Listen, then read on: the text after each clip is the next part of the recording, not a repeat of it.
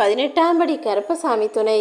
என் தங்கப்பிள்ளையே, நல்ல விஷயங்களை நடத்தி தரக்கூடிய இந்த பச்சை கற்பூரத்தை தொட்டு விட்டாய்தானே. இனி இதன் மூலமாக பல அற்புதங்கள் உன் வாழ்க்கையில் நடக்கப் போகுது. இந்த பச்சை கற்பூரம் என்பது நேர்மறையான சக்தி.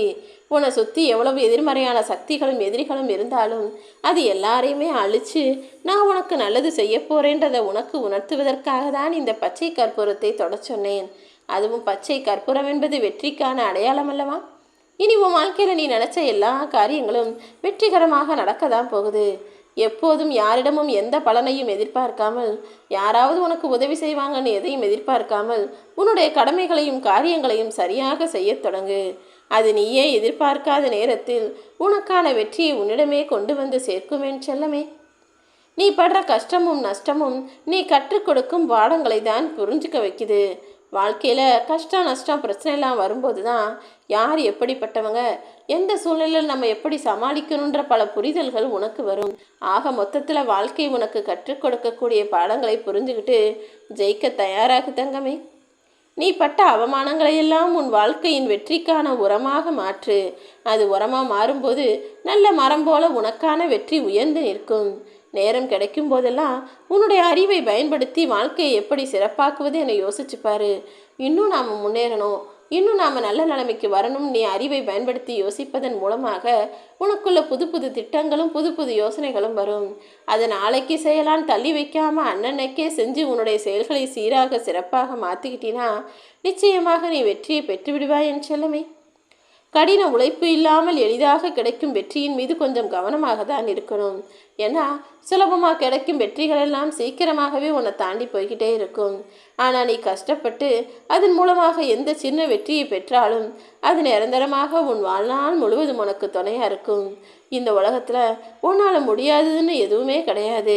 அதே நேரத்தில் நீ முடியாதுன்னு ஒதுக்கி வைக்கிற காரியங்களை எல்லாம் இன்னொருத்தன் செஞ்சு முடிச்சுட்டு வெற்றியை பெற்று போய்கொண்டே இருப்பான் என்பதை ஞாபகத்தில் வச்சுக்கிட்டு எந்த காரியத்தையும் செய்ய முடியாது செய்ய தெரியாது என ஒதுக்கி வைக்காமல் எல்லாவற்றையும் செஞ்சு வெற்றி பெறுவது என யோசிக்கக்கூடிய ஆளாக நீ இருந்து விடுதங்கமே.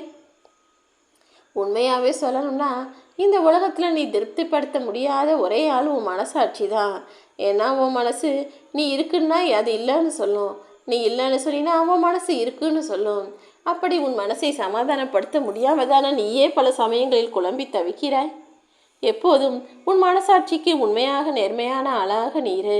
அதே நேரத்தில் உன் மூளை சிந்திக்கக்கூடிய விஷயங்களையே உன் மனசும் சிந்திக்கும்படி நல்ல மனசாட்சியை உனக்கு துணையாக வைத்துக்கொள்ளேன் செல்லமே.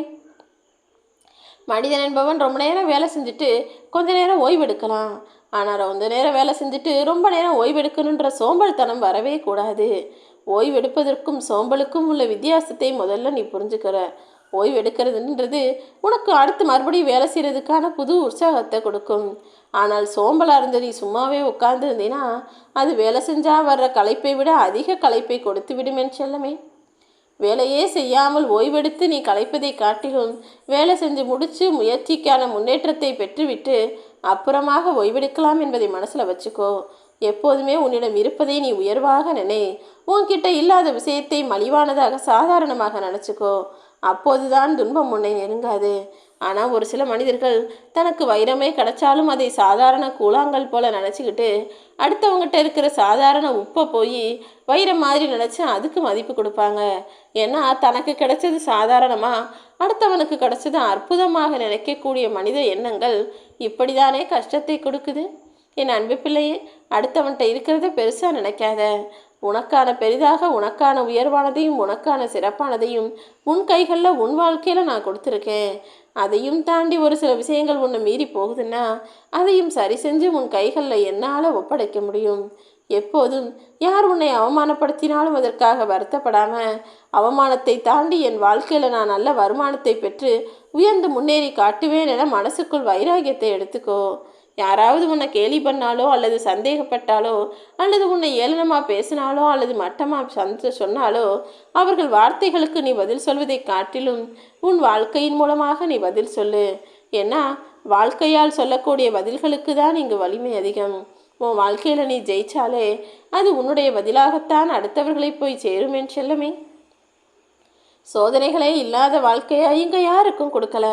உனக்கும் அப்படிதான் சில சோதனைகளும் பிரச்சனைகளும் வந்திருக்கு. ஆனால் சோதனைகளை கடந்து நீ சாதிக்கிற இப்போகிற இந்த வெற்றியை இந்த தேசமே கொண்டாடும் வெற்றியாக மாறும். எப்போதும் உன்னுடைய முயற்சியையும் கடமைகளையும் சரியாக செஞ்சு இந்த உலகத்தில் ஜெயிச்சே ஆகணுன்ற வைராகியத்தை உனக்குள்ள வச்சுக்கிட்டு வாழப்பார்.